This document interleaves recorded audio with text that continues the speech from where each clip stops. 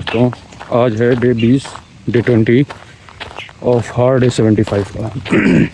2-3 दिन बीच में गैप इसलिए रहा कि थोड़ा घर का रिनोवेशन था और बिटिया की बर्थडे पार्टी थी, इस वजह से थोड़ा डिले रहा। तो ये छोटा छोटा करता रहा, आप लोग दिखाने की कोशिश करता रहा। जिम तो रेगुलर ही रहा। जिम जो है सिर्फ एक ही दिन का नहीं गया था, जिस दिन घर में फंक्शन था पूरा, ठीक है ना। वेट ठीक ठाक डाउन हो गया है। अब ये समझ लीजिए करीबन मेरे हिसाब से होगा, क्योंकि मैंने अभी मेजरमेंट किया नहीं है। जहाँ तक 90-90 के आसपास तो हो ही गया होगा, ऐसा फील हो रहा है, ऐसा है ना। इस वजह से आज से शुरू करते हैं अगले ये बचे हुए दिन हैं उनकी जर्नी। अब तो 1 महीना बचा हुआ है एग्ज़ाम का, और अब कुछ नहीं करना है, सारे कामकाज सब छोड़ छाड़ के सब पढ़ाई करनी है। और मैंने वहाँ से छुट्टी भी ले ली जहाँ मैं काम करता था, ठीक है ना। अपना 1 महीना बस पढ़ाई जिम रनिंग, पढ़ाई जिम रनिंग, पढ़ाई जिम रनिंग, पढ़ाई जिम रनिंग, ठीक। धूप है, थोड़ा लेट भी हो गया, वॉश भी नहीं है, करीबन 7:30 बज चुका, क्योंकि वाइफ को ऑफिस जाना था तो उसको ड्रॉप किया मैंने, तब मैं घर से इधर आया। उसके बाद अपना लोग रनिंग करेंगे। मैंने सारी अपनी वर्क फ्रॉम होम जो मेरा चल रहा था उससे मैंने छुट्टी ले रखी है पूरी, ठीक है। 1 महीने की पूरा दबा की तैयारी करेंगे। रिजल्ट का अपने बस में नहीं है, जो होगा देखा जाएगा। बस कुल मिला के इधर से निकलना है यार। सूट नहीं करता ना कि मतलब 9 to 5 वाली नौकरी समझ में नहीं आती मुझे। इस लोगों को जो देखो मैं आप लोग दिखाता हूँ, मोर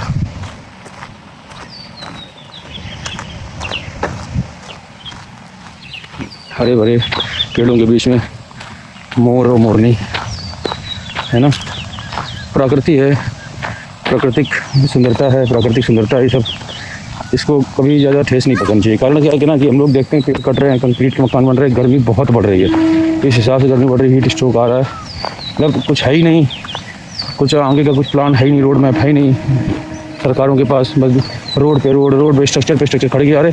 तो सोचो तो जो ये कंक्रीट के मकान बन रहे हैं, हीट कितना एब्जॉर्ब करते हैं, कितना छोड़ते हैं। हीट जितना एब्जॉर्ब करेंगे, रेडिएशन उतने अधिक होगा, उतनी गर्मी बढ़ेगी। कुछ समय बाद तो झुलस जाएगा आदमी, इतना बिल्डिंग वगैरह ये सब हो जाएंगी। अदर कंट्री से कुछ सीखने की ज़रूरत है, लेकिन हम लोग जो है ना बस वही हिंदू मुस्लिम सिख ईसाई, ये धर्म वो धर्म, शिक्षा पे कोई बात ही नहीं करेगा, आम दिक्कतों में कोई बात ही नहीं करेगा। गैस की दिक्कत है, पढ़ाई की दिक्कत है, गर्मी की दिक्कत है। भाई आपके पास साइंटिस्ट हैं, सब कुछ है, कुछ रोड में बनाओ आगे। बस जहाँ से मना रहे हैं वहाँ से रोड निकाले दे रहे हैं, जहाँ से मना रहे हैं वहाँ बिल्डिंग। कुछ तो देखो ना कैसे हीट कम करी जाए। कंक्रीट की स्ट्रक्चर की जगह कुछ और अप्लाई करो, बस ठीक है। जितनी सरकारें आई गई सब अपनी रोटी सेकती नहीं, देश का कोई ध्यान नहीं रखता।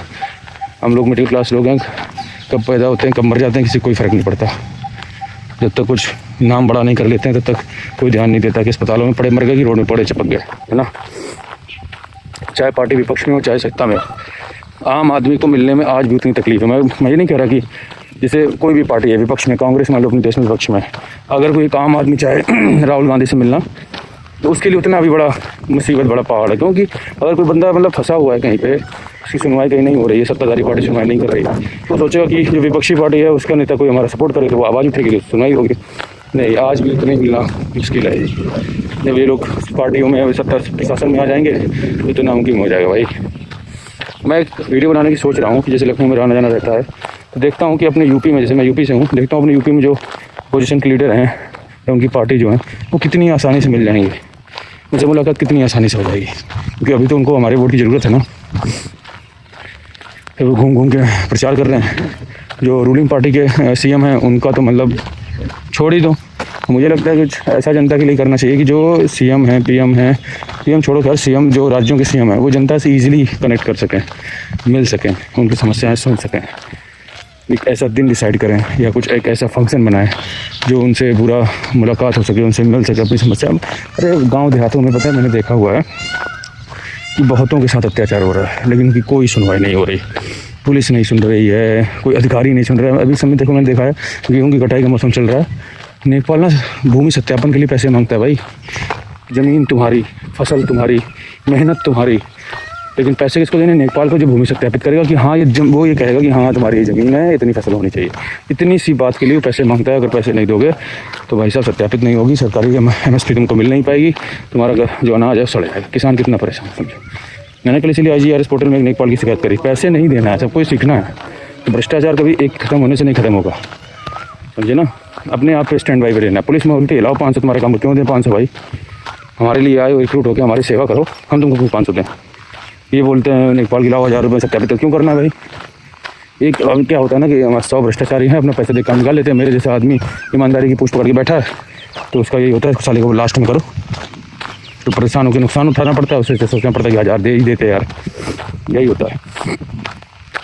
मैं सोच रहा हूँ जिस 75 हार्ड डे जब मेरे कंप्लीट हो जाएंगे फिर उसके बाद हम लोग डालेंगे एक ऐसी वीडियो कि जो अपोजिशन के लीडर्स हैं आसपास जो मेरे रह रहे हैं या जो लखनऊ वगैरह में, क्योंकि ऑफिस से काम से आना जाना रहता है वहाँ पे, तो देखते हैं कितनी इजीली एक नॉर्मल आम आदमी से मिल पाते हैं, है ना। कि क्योंकि अभी तो उनके पास जन समर्थन नहीं, तभी तो वो अपोजिशन में, जैसे अखिलेश यादव हुए और शिवपाल सिंह हुए, माता प्रसाद पांडे जो अपोजिशन लीडर हैं विधानसभा में, कि कितनी जल्दी ईजिली लोगों से मिल पाते हैं।